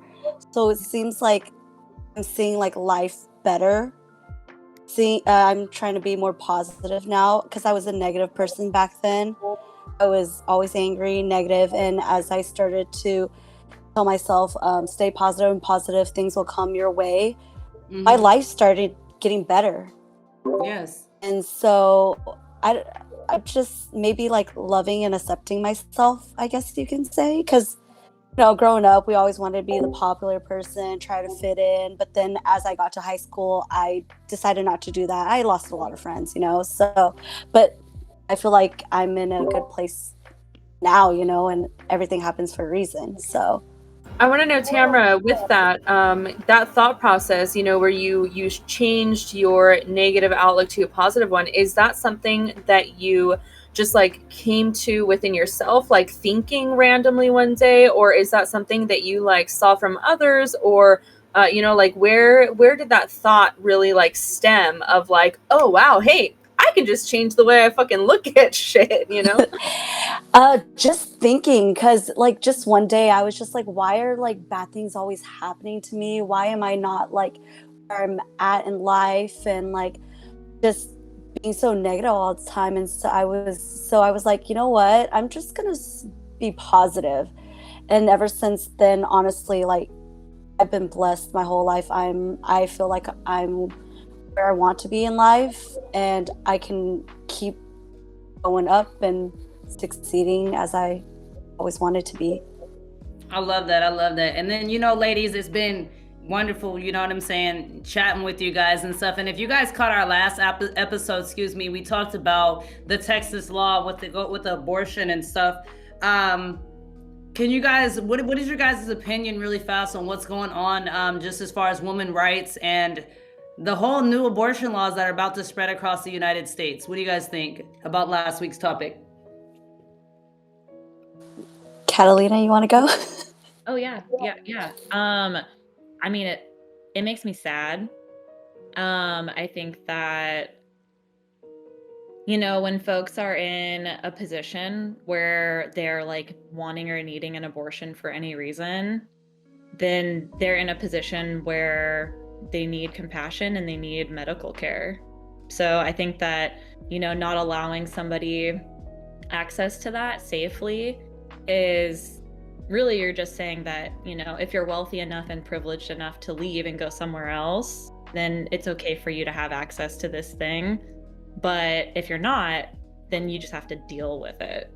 And it just makes me sad that more folks don't understand that it's a human right.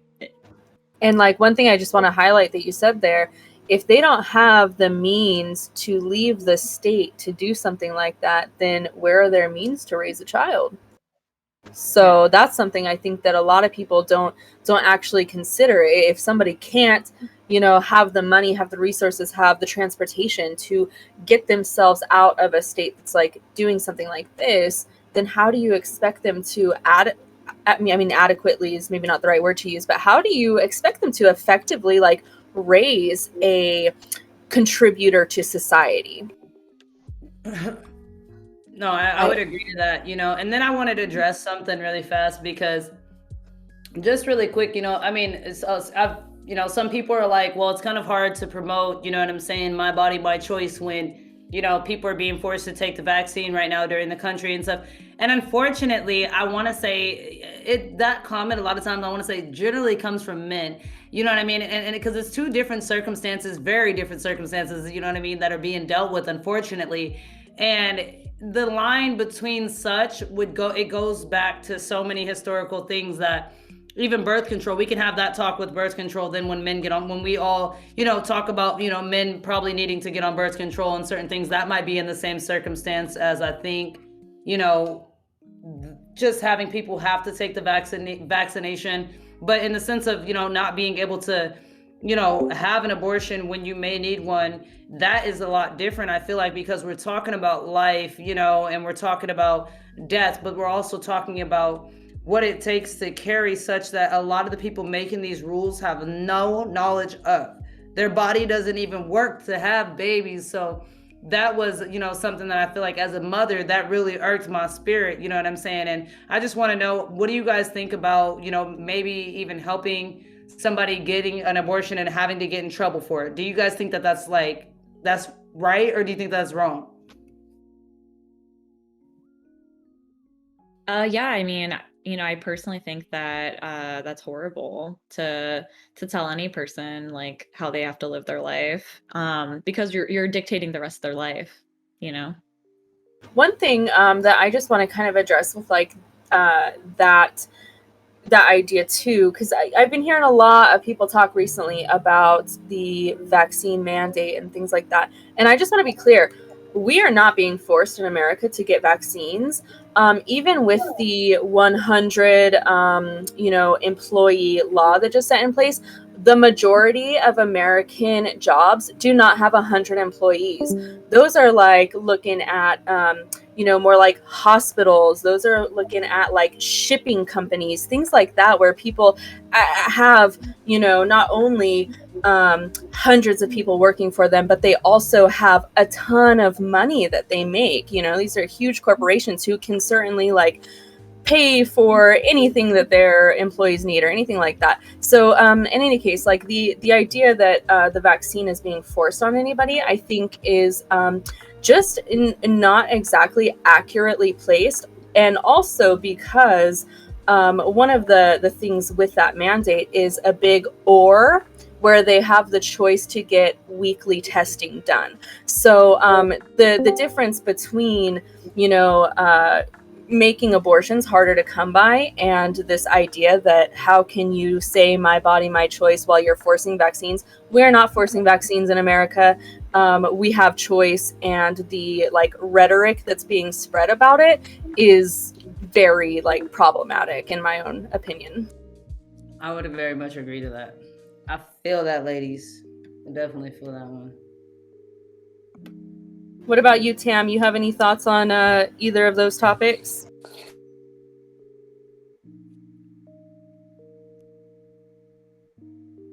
Sorry, I lost you guys for a little bit. But on the abortion thing, I agree with Tia about the men being on birth control. I think that's totally a good idea. I feel like that's something we should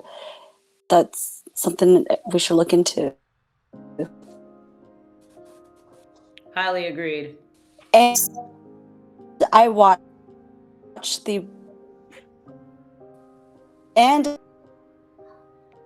Ooh, we're having trouble with your connection, Tam. And I think now we're muted. Tam, can you hear us well?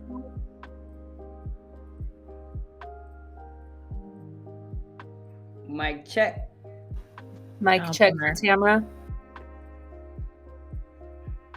All right, well, while Tam gets situated, it looks like she's having some connection issues. There was a question that I posed for Kat, so I wanted to, I gave the girls a chance to choose between telling an embarrassing story or between telling a ridiculous pet peeve, so the same options that we had for our Sunday talk. And so I want to know, Kat, what was your choice? Did you pick the embarrassing story or did you pick the pet peeve? Oh, I mean, there's a million of both, right? But I'll go with like my pet peeves, I guess. I cannot stand, like I was like saying like about the driving thing. I learned recently moving to Portland that apparently it's like not normal for folks around here to drive what I consider a reasonable speed limit. If you're not at the speed limit or slightly above it, I'm like, let's pick up the pace, people. What are you doing? And I just like lose my cool. Like I can't. Uh-oh. No, I agree. Speed limit is something that I can get very, very upset about very easily. Folks around here are going 30 miles an hour on the highway. I'm like, did y'all have nothing to do all day? Like, we are just chilling. It's also people being nosy, though. That's one of the main things. Oh, yeah, definitely. You mean like while they're driving, like looking over their shoulder to see what's going on? Yeah. So we got a chat. We got a little bit of chat activity going on, and basically, just to a couple of the guys out there that they say the guys won't take them. Like, what would be the reason for taking male birth control? And the only quick statement that I will say is the fact that a man can impregnate as many people really in one day as if he would like, but a woman really can only have a baby every 9 months. So if it comes down to really population control in certain ways of certain things, that's the issue. The fact that Viagra is still free to this day and abortions are now illegal and becoming more and more stipulated. Birth control, you know what I mean? Some people not having health insurance do have to pay pack by pack. That becomes expensive. Feminine products and certain things. So like, I don't know. It goes down to just basically, like I said, it's just an opinion of mine. It doesn't mean that it's going to happen to men, and I personally don't think that it's the end all be all answer.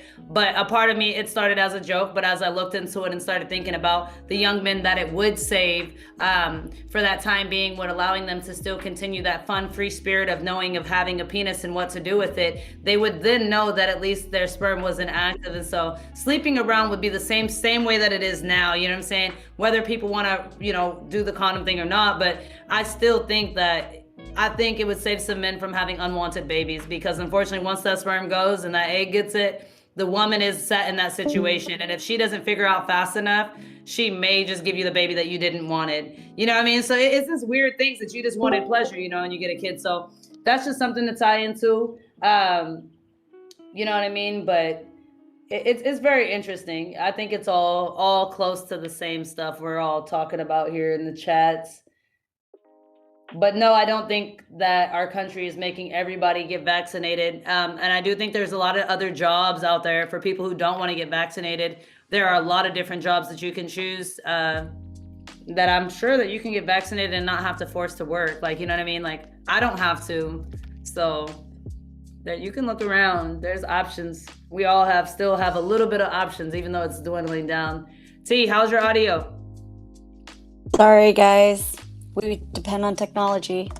That's all right. We wanted to just close out with a little bit of your opinion. No, excuse me. We were actually going over if you chose a pet peeve or if you chose an embarrassing story to expose to the audience. I don't know if I have any. I'm sure my family has embarrassing stories of me, but I don't know if I have an embarrassing story. My biggest pet peeve is going to the grocery store and the cashier is moving super slow. Like, I cannot stand that. Like, I've worked in retail and I could go through a line like super fast. So that's my biggest pet peeve. Are you a self-checkout person? Most of the time, yeah. Or now I don't even buy my groceries. I Instacart everything or DoorDash, pretty much. You guys use DoorDash? What was that? I do not use DoorDash, and let me tell you this. This is why I don't use DoorDash, okay? And I'm not meaning to like hate on people who do use DoorDash, but I am a cheap bitch, guys. Like, there is no what? There's just no way that I am going to pay the extra money to have something delivered to me. I've done it one time, and it was because it was like 1 a.m. and I have a baby, and I wasn't gonna put my baby in the car to go get some fucking tacos. You know what I mean? So that's the difference. That was my one time. I wouldn't do it again. I worked for DoorDash. I've worked for Uber Eats. I've done all three at the same time, and probably people's food got cold because I was like delivering multiple things at one time. So I'm sorry, guys, if you ever had me as your DoorDash or your Uber Eats or your Postmates driver because your girl wanted some more money and was not caring about your hot food or not. but that stuff happens too. So like, I'm just like so aware of that. And also like these people who are doing these jobs, like one thing that I will say is that they do not get paid enough. There are a lot of people who do not tip. And I just have to say, like, if you are so lazy that you're not willing to go get your food yourself, then just keep in mind that, like, the companies that are paying the people to deliver your food for you are not paying them enough to do it. And if you're not willing to throw in at least $5, then you should probably just go get it yourself. Yeah, that's why I always tip super good, because I know I'm so lazy. I don't want to go to the store or anything. Yeah. When I always leave a really good tip. So tipping, and what do you guys think about people asking for a tip? Like in that industry, or Like, you're not gonna leave a tip? oh well, I think it's full rude. Well, I advocacy. think it's kind of rude if you don't leave a tip, like when you go to restaurants or anything. Okay, hold on. If they were not Standard. Yes, thank you. So here we go. We have to go over tip standard. And I feel like it varies depending on where you're at and the product price. Because when I tell you, just because, when you price, when you price your service, okay, you need to choose a good number for yourself that fits in there sometimes, because not every time are you going to have the service that's 100% par of receiving a tip. People don't understand. A tip is a tip in service, meaning that I like your service that you're doing. A tip is to be expected nowadays, and it has messed up the service that people are giving. I really have had a problem lately with tipping a lot of different people in certain industries, whether fast food, whether eyebrows, nails, certain things, whether it be, down to donuts. I don't care what it is. It's just depending. I'm going off of your customer service is my main thing for a tip. I don't care what I buy. If the customer service is not there, I don't care. And so what I mean by that, people go, well, what if it's busy? Perfect. Let me give you an example. Hey, excuse me, be assertive in how you seek me. We're busy tonight. I'm going to be with you in a moment. Excuse me. Sorry for the wait. Be there. Be assertive. Be apologetic. But some people won't do that. And they'll just expect you, okay, sit down. And it's been 30 minutes and I'm sitting here like, what the hell is going on? I didn't know y'all was short a cook back there because you never told me. But then you turned around and wanted a tip. So people have to definitely understand customer service runs the tip game. You feel me? Like, No, I Yeah. totally agree. So one thing that I have to say about this is that, the issue here is that, and I don't think a lot of people know this, but there are quite a number of restaurants that exist in America that pay their waiters only like $2 an hour. Like that's their hourly wage, is like $2 or $3, because they have the capacity to say that, oh, we assume that this person will make so much in tips that they can then like lawfully make their wage much lower. So you cannot go out to eat with the expectation that the person serving you is making minimum wage, because very likely they could be making half of the minimum wage or even lower than half. Is that legal? Agree to that? But why would they agree to that, right? So then it comes down to what a lot of things what we said about the vaccination. When people are pro-vac, it's like, you got to get vaccinated. Bet. Well, pick another job. Same thing you telling people who don't want to get vaccinated at their job. Pick another job. If you have a problem, because I guarantee there's so many jobs out here. And when I say, I don't mean to offend anybody in a field that needs tips, but if you think you deserve tips, have a smile on your face and work for it. And I guarantee you'll be labeled like $100 tip one day. And it's going, you know what I'm trying to say? Like that's all where it lies at. It should never lie at an expectancy. That's the problem Americans have, because our service doesn't even exist. Customer service doesn't exist anymore. I'm like Pat. I also think that that like the blame for that, I think, goes to the corporations and the businesses and not necessarily on the actual worker. Because the reason that these folks are getting paid $2 an hour is because the companies are willing and okay with exploiting those workers for $2 an hour also. And the single mama who needs to feed her baby and is getting offered a job at this restaurant and maybe isn't getting offers at somewhere else, like she doesn't have very much choice. Well, work with a smile on your face and be happy to be there. I guarantee you're racking them tips. But to go to work and just expect tips because of what you do, you out of line. Because I do damn good work. I secure people, their safety. So why aren't police officers getting tipped when they make a good stop and they're not prejudiced and they actually doing their damn job? That's where it lies. It's like, it's just too much, Tip what they supposed to be tipped. It's 10% or whatever it's supposed to be. You know what I'm saying? Obviously be generous, be courteous. I'm not saying be a cheap ass, but I definitely think that anybody who just outwardly asks for a tip, I slap their hand, you ain't getting shit. That's how I feel. I want to answer the loud, proud, sobbing question that says, is it the customer's job or the company's job to pay a living wage? And I love it. It is the company's job to pay a living wage. And I'm sure that at some point in time, we probably will dive into this. But one thing to just like food for thought is that when the minimum wage was established originally back in the 30s, since then, we all know, right? Like every single year, inflation goes up, cost of living goes up, like everything gets raised every single year, except for minimum wage, which also means that every other wage that is also included and not a minimum wage necessarily also has not moved. So, when we talk about these things, we have to be aware of like the capitalist society that has been placed, and we have to see that like we have been set at a disadvantage by our country, by our politicians, and they will 100% like to see us fight with each other. Put the nurse who makes $15 an hour, which I mean I'm assuming they make more now, but back a few years ago, the rhetoric was, I'm a nurse, I make $15 an hour. A burger flipper shouldn't make $15 an hour. Like, no, sis, like everybody should actually be making more than $15 an hour if minimum wage would have risen the same as inflation rates have risen in America. Facts. Well said. It's well said, my love. T, what you think about it? Do you think it's ghetto when people ask for a tip, or you just think that that's normal? No, I don't think you should ask for tip. Like if someone wants to tip you, I just think it's a courtesy to tip someone. But like you do make a good point. Like, no, I don't just tip people like whenever. It's if they give me good service, I'm gonna tip them good. And I have seen people short with one server, and she like worked her ass off at Buffalo Wild Wings. I even left a review saying like she did amazing. So I know it can be done, even though you have short staff.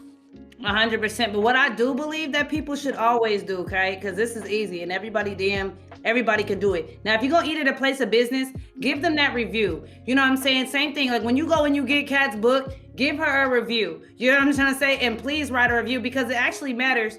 You know what I'm saying? It makes it easier for me to know if I wanted want it or not, or the service or whatever it may be. And that's the thing that I feel like you work for. You know what I'm saying? The reviews should be more frequent than tips. Okay, be willing to give a company, and I'm saying I don't think that's a bad thing, but the world is naturally like, you know what I'm saying? I think tips are great. Trust me, if they work for them, give them to them. I'm not saying not to tip. I'm just saying that if you chase me out the door asking, hey, you're gonna leave a tip, I might laugh at your face. Like, you know what I'm saying? Right. But review, I'm gonna leave that review and let them know this fool just chased me out the door and asked me all the or I'm gonna let them know, please come here. This place is banging. AKA the same thing I want to do right now is give a shout out to one of my friends' shops. You guys might know Alyssa Williams up in the I-5 going up north towards Weed and Dunsmuir. She has Yak's shop, and the garlic fries are on hit, y'all, while we was talking about food. That is one of the best garlic fries I've had up all down California, and that's no cap. That's somebody I want to also give a shout out to as far as somebody doing their thing with the food and stuff like that. I left her a wonderful review. When y'all get a chance and y'all coming down that I-5 or up the I-5, check that out in Mount Shasta as well. Yes. I just want to throw out there that it is already in the talks that she might be with us in the near future. So you guys can look forward to speaking to her, yourself in the next few months. And definitely. And like I said, just a quick agreeance to the comments. Yes, raises do come more from comments about your work on Yelp than just receiving tips at work sometimes. So you know the stuff, guys. Make sure you get online and be interactive. Hit our follow button. Speaking of, stats and stuff like that. And we definitely want to thank you guys for tuning in. T, Kat, if you guys don't mind my nicknames, because I've been doing that this whole thing, that's just something that I do. And I hope that I did not offend anybody. It's been wonderful chatting with you two loves, you know what I'm saying, and debating and going back and forth. It is such a blessing to meet with you guys. Never offended. I'm so happy to talk with you because I tune in and I'm like, this girl, she is so smart. I just remember you like from high school. We didn't talk, but obviously I know your brother and you probably know some of my cousins. Oh yeah. And I'm just like, this girl's so smart. And I agree with most of the stuff you say. And I just can't wait for your book because I'm excited to see that. Because I feel like I kind of relate to you. No, I love it. And like those in the comments, like I said, you guys, please interact. I'm never offended by the comments and opinions. If you differ from me, please let me know. It opens my mind a lot. It does. Today and just this week, thank you, Kat, because this is the first time that I got to understand what Latinx and just certain things was. I did my research when I seen that. I thought it was a typo and I was like, nah, they wrote it twice. Let me go read about it and see what it is. So for everybody else, please do your research as well on that. Shelby, what we got to say? I just want to say that I value these two women so much. I will cry talking about how much I love Kat because growing up, neither one of us, and I didn't know for like many years, right? I was adopted and being raised as a single child when I really actually had siblings and didn't know until I was 14. So Catalina, I'm gonna cry, was my sister, and I know that for her family dynamics were also complicated, and that is just like one of the people in my life that is absolutely irreplaceable.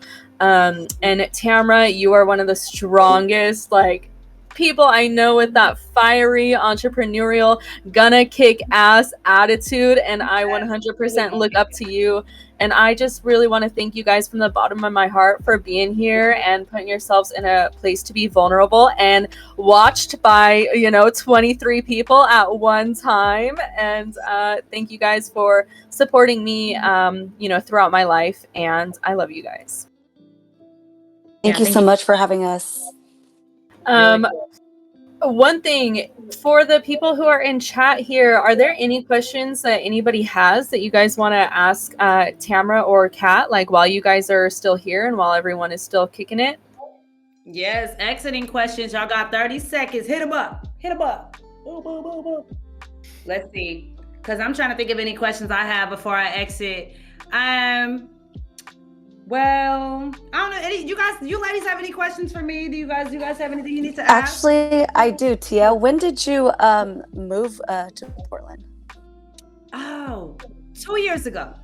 Oh, okay. Recent. Tamara, do you believe in healing power of dance? I feel like music and dancing heals everything. Oh, I know that's right. And then I think Pizza said too, what are the medals for? But I didn't. Oh, I see Tia's got medals. Okay, Tia, what are your medals for, girl?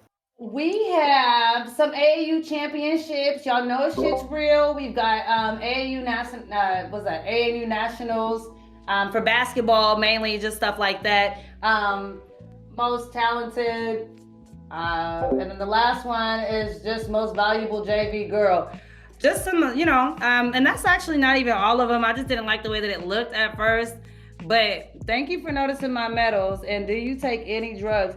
No, hell no. I hurt my leg and they gave me Dilaudid and Norcos, and Norcos make me hallucinate at night, and I was itching and I was scared, and you look, I threw them damn pills away so quick, and I sat that pain out, and then that's when I believe in CBD. I believe in natural, medicinal healing type stuff like that. For those who are asking, everybody said, what kind of drugs?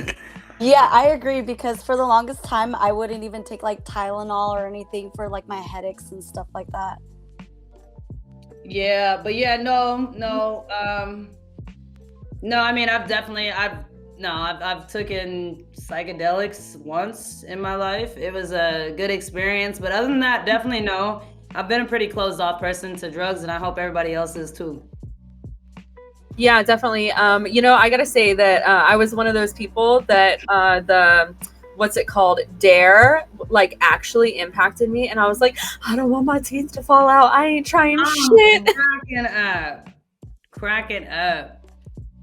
Yeah, I had one experience. I've had a couple of experiences with psychedelics, but the first time I ever did a psychedelic, I was actually with my brother. And it was the best thing that's ever happened to our relationship. So I'm not advocating for substances. Like, please take care of yourself, do what you have to do. But it truly was life-changing. So, I can't knock it. Yeah, I gotta say that I am interested. I have never tried a psychedelic before. Okay, I just want to throw out there that I've basically tried no drugs. I've, drank alcohol. I've smoked weed. I don't really consider weed a drug. Or marijuana, for those, if anybody doesn't have the same classifications of the name. But psychedelics are super interesting to me. I would try DMT. I think I'm a spiritual person already, so anything that I feel like would open my spirituality in a different way is something that I would be interested in doing, trying out. But I have a young son, and I just don't have the time and place. I 100% would. Though yeah. I will say that I have heard that there are a lot of horrible side effects that come with it, and I'm not entirely sure that I really want to throw my guts up. I don't know. Give me another word for DMT, please. I don't know if there is one. What is DMT? I have no idea what you guys are talking about in general. Okay, so I don't do drugs. Okay, so DMT, I can't, somebody else, Acquiring Dads has done it before, they say. Okay, interesting. So I can't even think about what the actual... Acid something different. Dimethyltryptamine. Thank you, Greg. You always know everything, and you're always making my life a lot easier with all of your knowledge.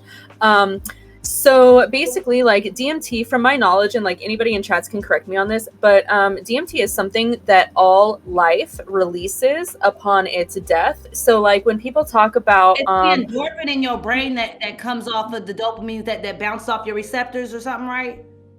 Maybe. I mean, I'm not too scientifically knowledgeable about it. That sounds like a documentary because I wanted to make sure DMT was what I was hearing the other day. So then DMT, if I'm not mistaken, what I heard is that it gives you the effect of like being born, that feeling like in your brain, it gives off these chemicals that are so exciting. It's like life, like all the euphoric feelings of life, supposedly. I personally don't know, but check this out. I don't, the pineal gland, right? See, I was on to something. I don't know enough because I'm never gonna do that one just in general. Acid is LSD. That's where I was getting mistaken. I said DMT is LSD. No, I get it now. I get it. But it releases at death. So the feelings that releases at death, that's what it was. Not at like birth, but at death. You know what I'm saying? So all that natural stuff. Do you guys remember that movie Soul? The Disney Pixar movie? Yeah. Yeah, I love that movie. When he said that, that's what I started thinking about was like the little movie and shit, like going up there but nevertheless, guys, I do want to shout out that we definitely have officially came to a solid 50, followers, and that is very exciting. Thank you everybody who is tuning in. Wow. And keep it coming, you guys. We got emotes on the way, which I'm not exactly sure what that is. Can you tell me what that is, Shelby? Yeah, I mean, like, to the best of my ability, because I will say one thing about myself, that I am not the Twitch expert. This is all Janelle. Janelle is our, like, lifeline. Thank you, baby. I love you. Also, shout out to Janelle because she surprised me today with a microphone that matches hers, and I am just absolutely like amazed by that. So thank you, baby. But second, so like to answer the question, and I could be wrong, so I'm gonna try and say this like the best way that I can. But emotes, when you have them made, so like Loud Proud Sobbing just posted a little laughing face. So we can have some made where each of us, Tia, Tesla, me, Janelle, we can all have like one of ourselves on there, and people can react with that, we can react with that, and so they'll be like little emojis basically that are tailored to our beautiful faces. I'm excited. Look at all of them. So if you guys are watching on the comment section, they're going crazy with them, and I am so grateful. Somebody says hi, Kat. And then also Poor Boo, poor baby. Did you have any questions for me either? As like, it's so good to see you again, ironically knowing each other through the grapevine of former friends. Is there anything that you'd like to say? Honestly, it's so cool seeing us all as adults, and just like seeing the like really like badass women that we all turned into. It's really awesome. Thanks so much for like having me on again. I can't say it enough, and like just having this conversation. I think it's so incredible that y'all are having this podcast, because the more that we like really talk about who we are as people, I think it makes it easier for us to have compassion for other people and to like see other people and see ourselves. I just love it. So can't say thanks enough. Thank you, ladies, so much for this evening. Like I said, we are definitely over time, although you can get this episode once again for those who are just now tuning in and missed it. Please come on Twitch TV and type in Loud Proud Sobbing. We have the other episodes that you can also catch online here. You can follow our Instagram and a couple other pages we do have available coming soon. Thanks to our tech, Janelle. Once again, a huge shout out to our whole team that is not here tonight. But ladies, we'll see you guys on Wednesday. It has been a blessing. Yes, and just real quick while we're all still here, Tamara, Catalina, don't leave. We're going to shut down the stream now. Goodbye, everybody. We love you, but we love them more, and we are going to have some more of them after this show.